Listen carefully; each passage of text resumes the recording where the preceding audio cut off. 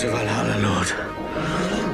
Nos últimos anos, um povo antigo, guerreiro e cheio de lendas tem chamado a atenção da população em geral. Seja por suas glórias de expansão, sua cultura enigmática ou sua religião interessantíssima, que originou filmes, séries e histórias em quadrinho. É claro que estamos falando dos Vikings, um povo medieval do norte da Europa que desperta paixões e curiosidade de nós, sujeitos da modernidade. Mas, por detrás de todo esse charme, existe uma história. E como nós gostamos mesmo de história, hoje vamos embarcar em uma aventura perigosa, buscando conhecer ninguém menos do que os grandes piratas do medievo, os Vikings.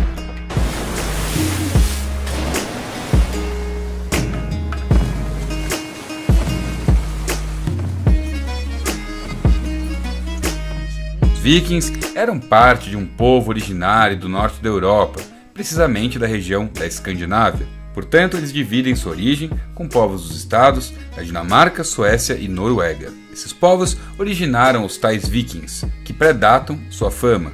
Fama essa que, a bem da verdade, surge justamente quando eles começaram a passear por outras partes da Europa, que a essa altura já era bastante cristã e gradualmente se desligava das tradições mitológicas que associamos, inclusive, aos vikings. Mas quando isso aconteceu? Bom, no século VIII, mais precisamente no dia 8 de junho de 793, quando houve um assalto a um mosteiro chamado Lindisfarne. Esse assalto foi o primeiro registro de uma incursão viking da história, e de fato é a primeira coisa que temos de concreto registrado a respeito desses saqueadores escandinavos. Mas então, o que esses registros nos dizem sobre eles?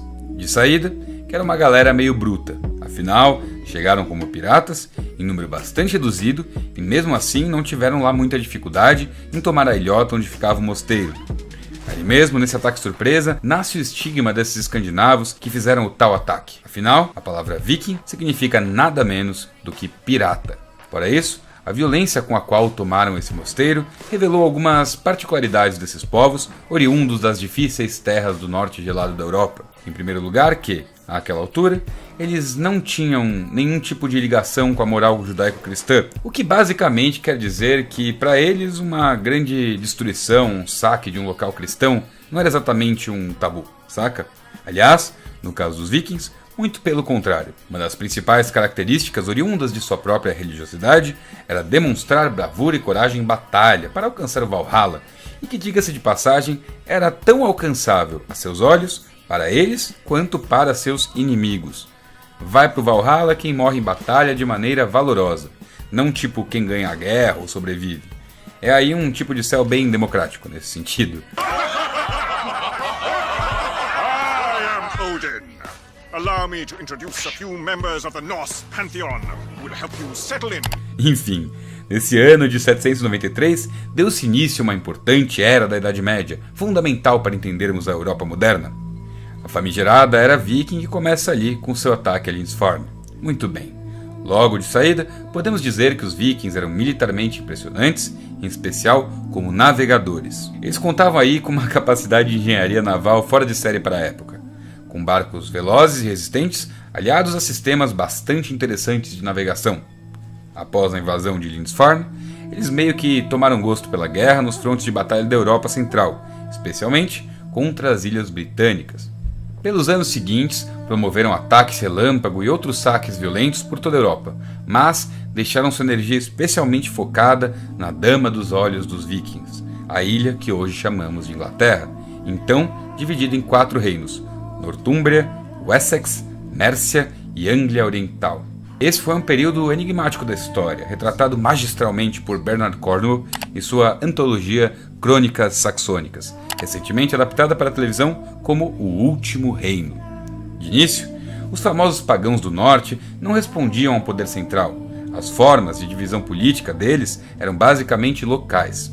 Normalmente, havia um rei que legislava sobre certa região, com poder dividido em ducados, onde os Jarls, chefes de vilas, normalmente guerreiros experientes, eram responsáveis pela tomada de decisão. Só que daí eles sacaram que tinha uma grana muito boa para ser subtraída dos reinos dos saxões, anglos e jutos, que não só tinham tesouros, mas tinham também terras férteis, bem melhores que os terrenos frios e acidentados de onde nossos bravos navegadores vinham. Aliás, um detalhe importante e frequentemente deixado de lado é que praticamente todos os vikings também eram agricultores e fazendeiros.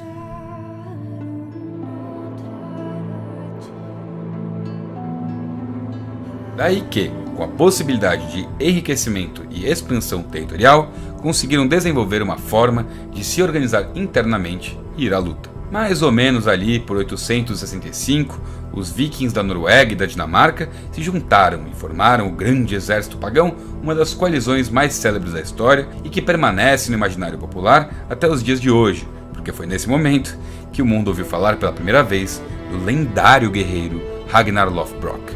Muito bem, galera.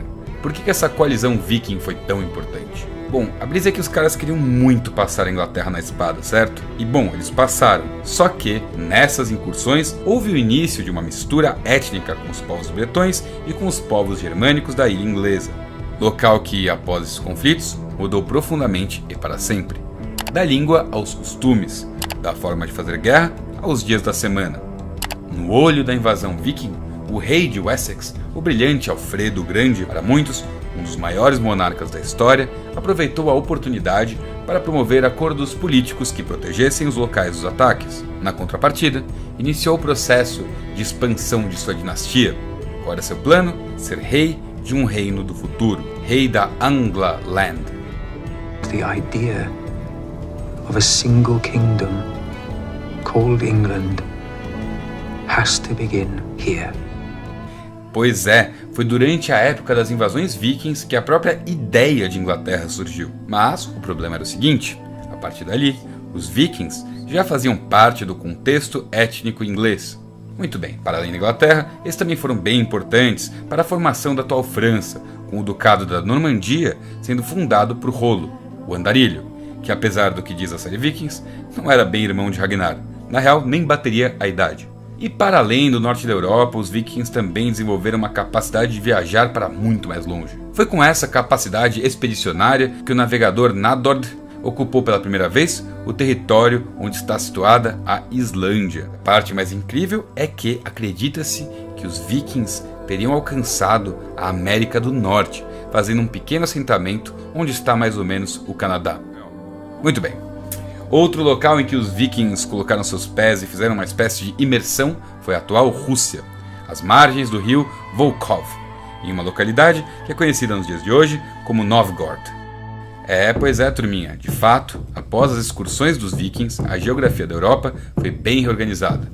Mas tão rápido quanto suas incursões foi seu desaparecimento, possivelmente ligado com a miscigenação com outros povos e principalmente em razão das conversões ao cristianismo. Aliás, muito do que sabemos sobre esses povos e suas religiosidades vem de anotações feitas por monges cristãos que materializaram suas histórias. Irônico, né? De um jeito ou de outro, se não são mais presentes na realidade, os vikings felizmente ainda habitam nossos imaginários, nas aventuras que assistimos, que lemos ou jogamos. Atividades muito mais divertidas e seguramente menos perigosas do que as guerras que nos levariam ao Valhalla. E bom, é isso aí, galera. Eu espero que vocês tenham gostado deste conteúdo. Se você gostou, deixa um like, compartilha, manda para as pessoas. E se você gosta do canal, se você gosta do conteúdo que eu faço aqui, considere se inscrever e ativar o sininho para receber todas as notificações. E acima de tudo, muito obrigado por nos assistir.